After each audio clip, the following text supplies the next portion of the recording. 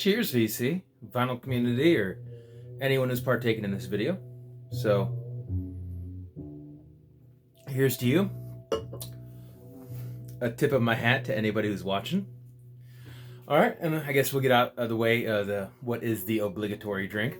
I live in South Carolina, and not only am I celebrating what we're here to talk about, that being Record Store Day 2019 Black Friday edition, because if once is nice, twice is better. All right, but Hendrix, this is the summer solstice, midsummer solstice, and I am celebrating the fact that it's mid-October, baseball playoffs are well into effect, and summer just ended. It was 98 a few days ago. Next week will be in the 70s. Cheers to that. If nobody else cares, I'm happy about it. All right, so there we go. Let's get after it, right? I don't want to ramble too much. The list is long, you know, so if I went over every little detail, that'd be impossible, right? So I'm going to give a little bit of rundown, and you're going to see me stare off in the distance at cheat sheet, because there's no way I could possibly take all this in and commit to memory, right? So there is a cheat sheet. I'll discuss eventually my top 10, and this is just open dialogue. Whether you don't like Record Store Day, and if you don't think there needs to be a second one, or your Record Store Day is Black Friday and you're preoccupied with shopping for things or buying Christmas gift for others, and it's just not a day in which you get to go buy records, that's fine. Put your 2 cents in. It's all positive, and it's all just opinion, and everybody's got an opinion. Nobody's wrong. And feel free to express your opinion in the comment section. All right. So what's in the background? In the glow of the pink neon lights here, this Gabor Zabo. All right. So nothing crazy with the gatefold right here. Upon multiple listens, the B-side is fairly uninspired, but the 2-track A-side, which is to me the backbone of it, is the drums, Billy Cobham, but Bob James, Jack DeJohnette, Ron Carter, and Ralph McDonald. All right, so that's just pleasant music that I can talk over in the background, right? And if you're new to the channel, if you're just tuning in for Record Store Day talk, you might not know I'm eclectic. I'm kind of eclectic Eric of the vinyl community, and you'll know that when I finally get to my top 10. I have different moods, and they ever change and fluctuate, so I'm not the biggest fan of doing top 10s, because my top 10 one day might be different as far as music taste of what I'm feeling, what my mood is, the emotion, whether I'm off, whether I'm trying to get ready for work, or I'm trying to wind down from work. But when you're hunting, you kind of have to make a plan. So I have a top 10 plan for shopping Black Friday, Record Store Day. All right? So last Record Store Day, which is the Record Store Day, now we're kind of doubling down as Black Friday Record Store Day. Soundtracks are prevalent, and there's a little bit of that I know going on. I think they have Matrix and Matrix. I don't know if it's all 3 Matrix movies, but they're dropping some Matrix soundtracks in the Record Store Day, right? Anyways, let me just cross my arms, get comfortable, and get after it, right? So I'm thinking, this is just personal opinion, I think there's an agenda behind everything, you know, in life. There's usually an agenda one way or another, right? Whether you put on clothes to attract and cologne to attract a pretty lady, or whatever, you know, there's an agenda behind everything, and especially with business. I can't help but feel like with Black Friday Record Store Day being everyone shop for Christmas Day, that you tie into things Christmas. So I don't know about years past, but this year there's Christmas albums abundant on Black Friday, right? From the likes of, and I'm gonna consult over here, right? Everything from Canned Heat, Cheap Trick, Jimi Hendrix, The Monkees, Squirrel Nut Zipper. Anyone remember that? Hall & Oates, Eric Clapton, Sammy Hagar, and even Acid Witch with Black Christmas Evil. All right, so there's a slew of Christmas albums. Seems to be a theme, right? There's also a myriad of live albums, including, I'm just going to stare off in the distance here for this rundown, right? Government Mule, everyone's favorite creepy uncle, Chuck Berry.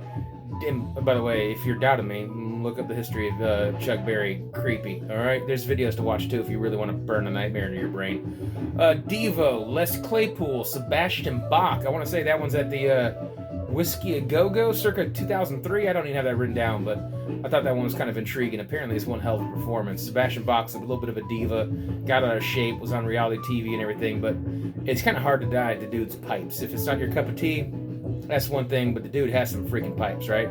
I don't think I'll be going on my way to look for it, but if I flip for it, some of these you don't really know the prices are. Like last record store day, I was like, dude, I'm gonna get Goody Mob. And then I saw that it was a spread out over a double LP. It was a picture disc, and it was one of those flimsy. It wasn't like was a die cut picture frame jacket. It was in a sloppy, flimsy, easy tear plastic kind of double gatefold bullshit. So part of my language it just was. So I passed on it, and then especially for like its retail price was like $38. So that Sebastian Bach might be something that, you know, like, oh wow, Sebastian Bach live, $20, cool. It's in my hand. Let's roll with it, right?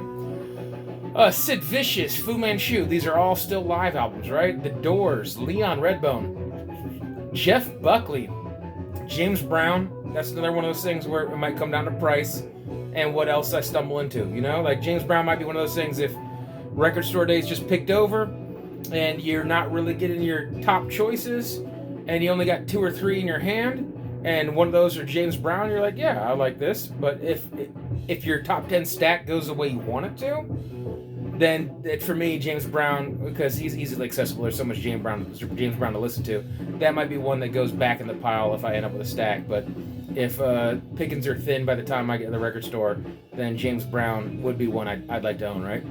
Marshall Tucker, New Riders of the Purple Sage. And that's kind of another one of those things where I like New Riders of Purple Sage, but I got a couple LPs, and I think that couple LPs kind of cover what I want, right? And I guess ever more prevalent is rap in vinyl culture, which I guess it once was with DJs and mixing, etc. But undeniably, rap heads do drive the market, and they help keep vinyl alive. So I appreciate that. If you don't like rap, you don't have to buy it. But in the mix is the likes of DMX, Nas, other old school stuff like Naughty by Nature, kind of more recent J. Cole, Lizzo, which is oh so hot right now. I want to say it's a pre-fame EP that's being pressed for Black Friday Record Store Day. Cardi B, I want to say that's like a 12-inch single. I don't know. I just said, okay, Cardi B, because someone's got to have it. And then I guess this transcends into rap. I know it's rap nonsense jargon. Sorry if I'm offending anyone that really is gung-ho on it. But Insane Clown Posse is dropping a Record Store Day album. And I know people like it. I got a friend, Sam the Vinyl Douche, that probably trade a lifetime supply of meat sticks for one Insane Clown Posse cassette if he could. He's that type of fan. But beyond rap, there's metal and hard rock. I mess with that. The likes of Alice Cooper, Ace Frehley, Ginger with a J. That's a female-led vocalist. If you're completely unfamiliar with it, you might just want to Google Ginger and then just check it out, right? In fact, I'll probably leave a link and pin a comment in the comment section just so you can kind of have your mind blown, even if something you wouldn't want to purchase. If you're just like, who's this female vocalist? And just go for the ride, right? So look in the comment section. I will do a pinned comment link to a Ginger song just for curiosity. I check it out at the very least it's entertaining what the F moment, right? But Black Label Society. All right, so that kind of rounds out some metal. I'm sure there's more, right? But without beating around the bush, I'm just going to get after what my top 10 is. And if you guys have a top 10, or really what I narrowed it down to is I ranked a 10 because I'm shopping, but I have a strong top 3 of things I'd like. And so maybe in the comment section, if you want to partake or participate and beep bop bop dee doo doo your top 3, feel free. If not, no worries. Thanks for watching. Cheers once again, right? So my 10, all right?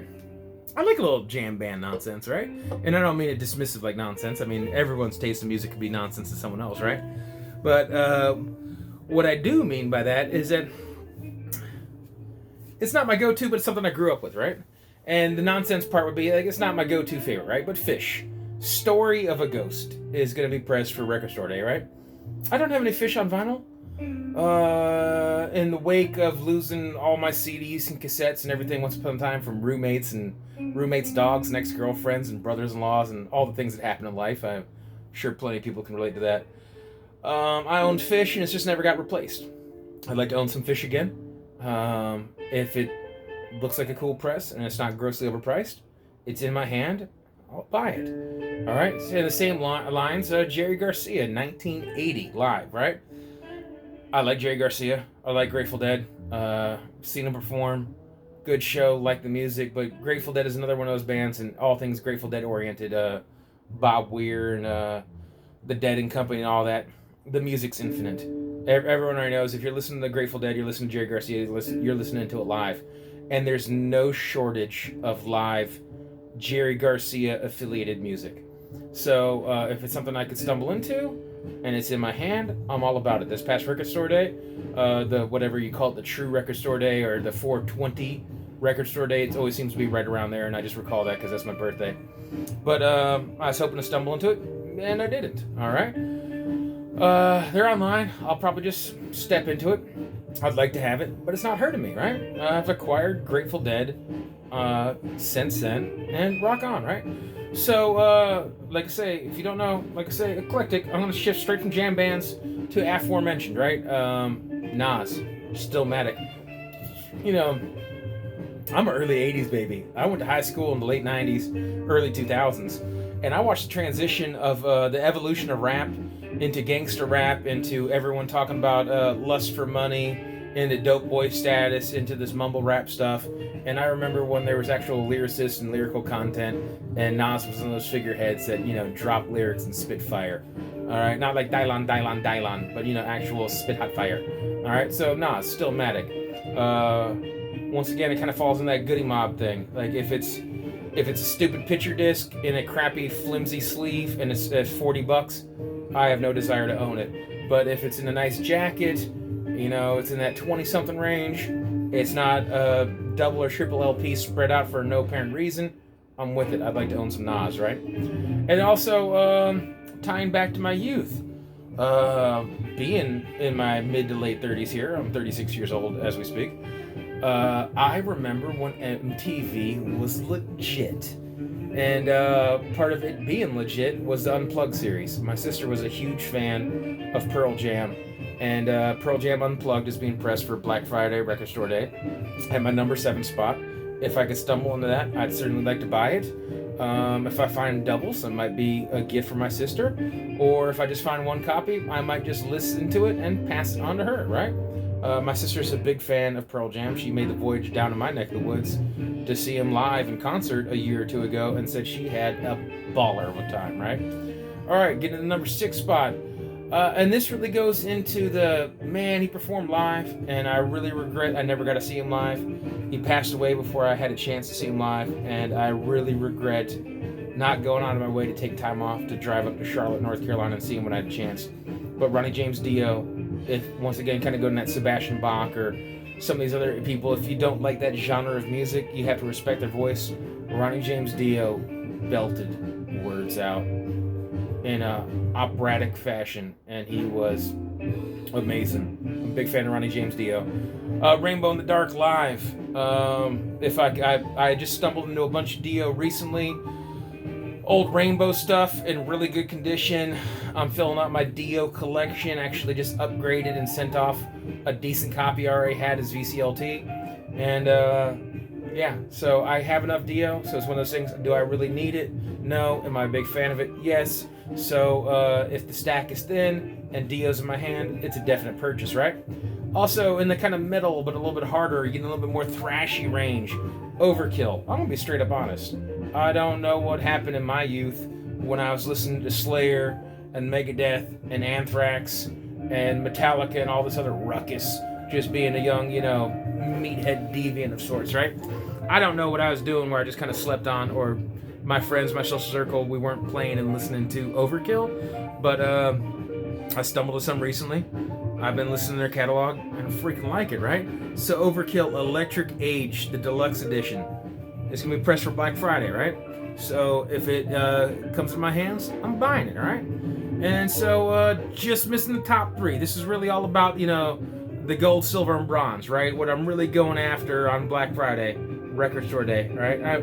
So weird, you gotta call it like BFRSD, you know what I mean? Black Friday, record store day, right? John Lee Hooker, right?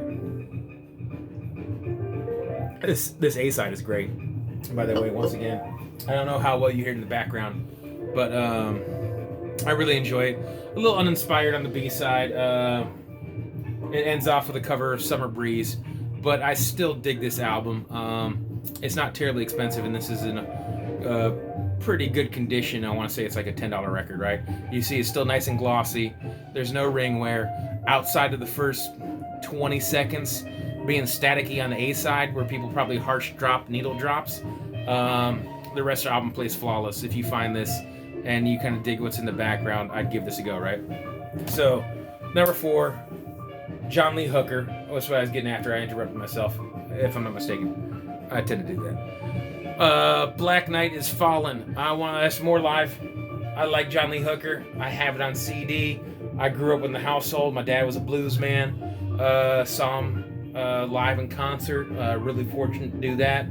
If I'm not mistaken, why am I having a brain fart? Yes. Anyways, doesn't matter. Getting sidetracked. John Lee Hooker, just missing the bronze for me. I'm gonna have to pick that up if I find it. I already have it on CD, but I would like to be able to jam out to some John Lee Hooker on vinyl if I have a chance, right? All right, and then besides that, number 3, this is gonna be ridiculous, right?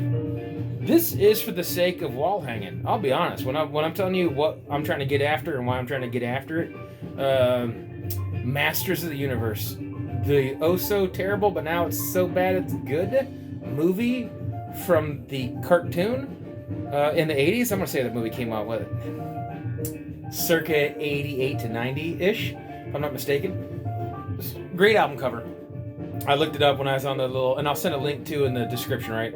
So for the list, if you want to see the whole list in entirety, I will do so. And then, of course, like I say, the pinned comment is going to be for what did I say? Ginger with a J. That's a rad experience to go through, right?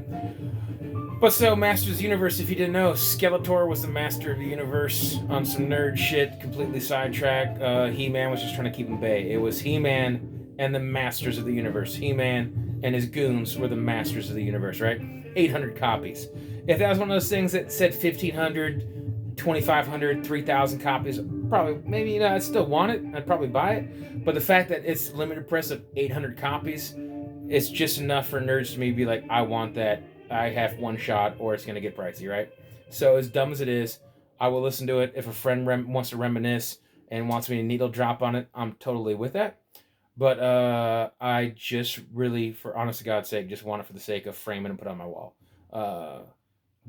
We're just listening to one side of a record. We're not going too long. Pause. Alrighty. It was no time to you, but we're back. Woo! All right. Right on. Top 2. And when I needle dropped here, I kind of just skipped the 3 tracks on side 2. I skipped the track 1 and just needle dropped into the start of track 2 because I find track 1 completely uninspired and boring. I'll be honest, but for the price of the album, I really do enjoy the A side, and I think the B side ends strong too. All right, number 2. If you can't tell by this in the background and some of my recent videos, I do enjoy jazz. I'm ever more grown into it. And Miles Davis, live in Tokyo, is Black Friday, Record Store Day. If I have a chance to stumble on that, I will do so. But it's another one of those things where it seems like Miles Davis, his catalog's so infinite to a jazz nubile that I don't know how much I need his live in Tokyo, because I'm still missing I have plenty of gaps in my Miles Davis collection before I ever get into his 80s stuff that's less coveted. So just all his earlier stuff, and then going into the Bitches Brew and all that. I mean, I got gaps. So if I don't get Miles Davis live Tokyo, it won't hurt my feelings. But I have been listening to a lot of Miles Davis and enjoy it. So if I find it, that's my number 2 spot. All right. So I know this is a transition to go from we literally just went from thrash metal to blues to a cheesy 80s nerd soundtrack to jazz, and then we're gonna go straight into.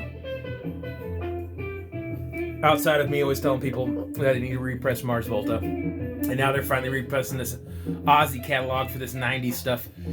I'd really like to see, but it's part of a massive box set. It's grossly overpriced. I know it's just probably in a matter of 8 to 18 months down the line where they start pricing them individually, and I'll acquire the Ozzy Osbourne I want at that time. All right, but one thing that's always been towards the very top of my list that I want to see on vinyl: Fight. Post initial breakup of Rob Halford departing from Judas Priest, he was a member of the band Fight. War of Words, Into the Pit would be the track on that. I was just really about to bite the bullet and find it on CD. The whole purpose of this Black Friday record store day for me, as silly as it is, if you don't like the music, I don't begrudge you. Please text or type in whatever you want to say is your goal. My goal for record store day, Black Friday record store day, hands down, unequivocally, without a doubt, is Fight. Rob Halford, scream vocals, a little bit harder. If you never really listened to him independently, but you were a fan of Judas Priest, if you like Painkiller, circa 90, 91, this would have been just a couple years after that. I want to say this was 93. I didn't do any homework. I'm just shooting the breeze with you guys, right? So that's my main goal. Anyways, put in your 2 cents. That's my rundown. Try to do it under 20 minutes, but to cover a massive list, including just a rundown on Christmas, live, rap, metal, top 10s. I didn't get any of the various artists, compilations. I know there's, I want to say there's old Hank Williams and Patsy Cline. There's master recordings of Aretha Franklin, all sorts of other stuff, right? My goal is Fight, War of Words. But hey, put in your 2 cents. I'm curious. Take care. Love y'all. Thanks for watching. Thumbs up if you want. Won't break me either way. Thumbs down if you're a hater. Live your life.